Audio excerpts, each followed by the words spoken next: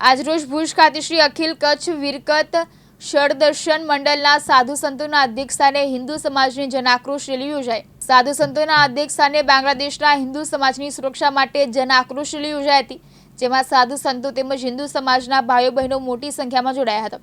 કચ્છ જિલ્લા કલેક્ટરને આવેદનપત્ર આપીને બાંગ્લાદેશના હિન્દુ સમાજના લોકોને સુરક્ષા આપવા બાબતે રેલી યોજાઈ હતી।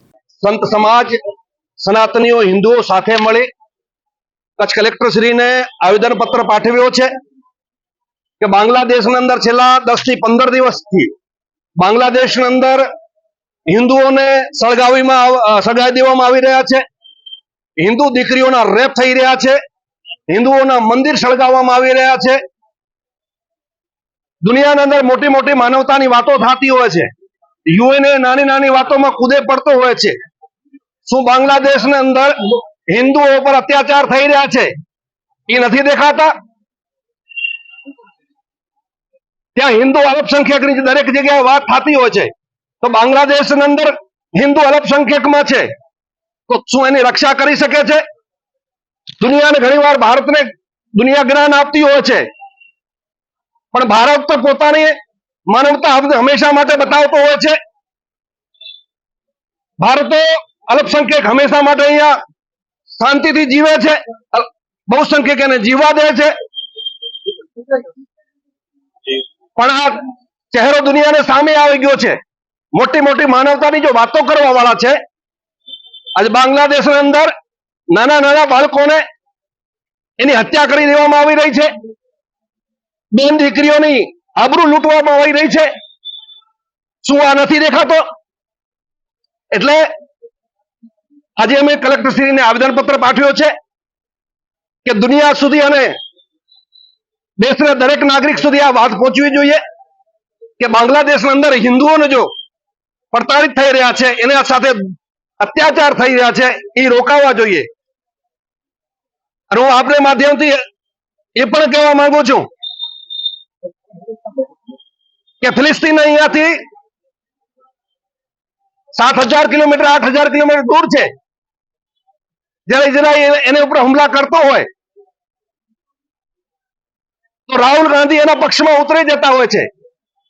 રાહુલ ગાંધીને ફિલિસ્તીનીઓનો દુઃખ દેખાતો હોય છે, પ્રિયંકા ગાંધીને ફિલિસ્તીનીઓનો દુઃખ દેખાતો હોય છે। ભારતને અડીને બાંગ્લાદેશ આવ્યો છે તો હિન્દુઓ પર અત્યાચાર થઈ રહ્યા છે, શું એમને નથી દેખાતો? આ બધી હિન્દુઓ નોંધ લઈ રહ્યા છે, સનાતનીઓ બધી એની નોંધ લઈ રહ્યા છે। એમને જો સોતેરો વ્યવહાર છે ત્યાંનો તમને દુઃખ દેખાય છે, પણ તમને અહીંયા હિન્દુઓ પર અત્યાચાર થતા નથી દેખાતા। એટલે આખો ભારત વર્ષ સર્વ સનાતની વિશ્વની અંદર ગમે ત્યાં રહે છે, અત્યારે રોષે ભરેલા છે કે બાંગ્લાદેશની અંદર જો હિન્દુઓ છે એનું રક્ષણ થવું જોઈએ। સર્વે ભવંતુ સુખિનઃ સર્વે સંતુ નિરામયાઃ। આ એવું મંત્ર છે કે જેની સાથે સનાતન ધર્મને માનનારી સમગ્ર પ્રજા સમગ્ર વિશ્વમાં શાંતિથી રહી છે। કોઈ જગ્યાએ કોઈ આતંકવાદી હુમલા અમારા દ્વારા થતા નથી, કોઈને કોઈ કારણ વગર અમે ડિસ્ટર્બ કરતા નથી। પણ બાંગ્લાદેશની અંદર છેલ્લા 15 દિવસથી જે અમારા સનાતન ધર્મને માનનારી હિન્દુ પ્રજા છે એના ઉપર જે હુમલાઓ થાય છે એનો સખત શબ્દોમાં વિરોધ કરવા માટે સમગ્ર અખિલ કચ્છ ખટ દર્શનના સાધુ સંતોની સાથે સમગ્ર હિન્દુ સમાજના ભાઈઓ બહેનો બધા આવેલા છે કલેક્ટર કચેરીમાં। અમે આવેદન પત્ર આપ્યું છે અને તમને અહીંની ઘટના કહું તો કુકમાની બાજુમાં સુતેશ્વર મહાદેવના મંદિરમાં અમારા એક એવા સાધુ સંત કેટલા સમયથી સુંદર મજાનું કાર્ય કરી રહ્યા છે, બાળકોને સંસ્કાર આપી રહ્યા છે। એ મંદિર ઉપર એ વિધર્મી લોકો દ્વારા હુમલાઓ થાય, એને લૂંટી લેવામાં આવે અને એના પર જયારે કેસ થાય ત્યાં થોડા દિવસમાં એ કેસમાંથી એ લોકોને જામીન મળીને બહાર આવી જાય છે। આવા 50 પ્રકારના મંદિરોમાં એ સેમ વ્યક્તિએ હુમલા કરેલા છે। તો આ બધી ઘટનાઓનો વિરોધ કરવા માટે અમે અહીંયા આવેલા છે અને અમને દુઃખ તો એ વાતનું થાય કે ઘણા લોકો હવે આ ભારતમાં રહીને એવું બોલી રહ્યા છે કે જો તમે વધારે પડતો કંઈક આક્રોશ બતાવ્યો તો બાંગ્લાદેશ વાળી થશે।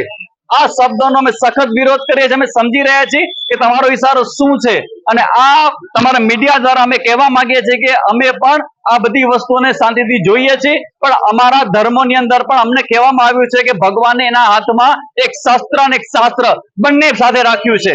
તો અમારી આ ધીરજનો, અમારી આ સહનશીલતાનો, આ અમારી જે કઈ અમારી સુંદરતા છે, શ્રેષ્ઠતા છે, એનો કોઈ વ્યક્તિ ખોટી કસોટીને એરોડ પર ચડાવે નહીં. આ અમારી એક પ્રકારની તાકીદ પણ છે. અને એ સાથે અમે અપીલ કરીએ છીએ કે જ્યાં પણ આવા અમારા હિન્દુ સમાજ ઉપર હુમલાઓ થશે તો સમગ્ર ભારતનો નહીં, સમગ્ર વિશ્વનો હિન્દુ સમાજ આજે એની પડખે ઉભો રહેશે. ઓમ તત્સત. દીપક આહિર, દિવ્યાંગ ન્યૂઝ, ભુજ, કચ્છ.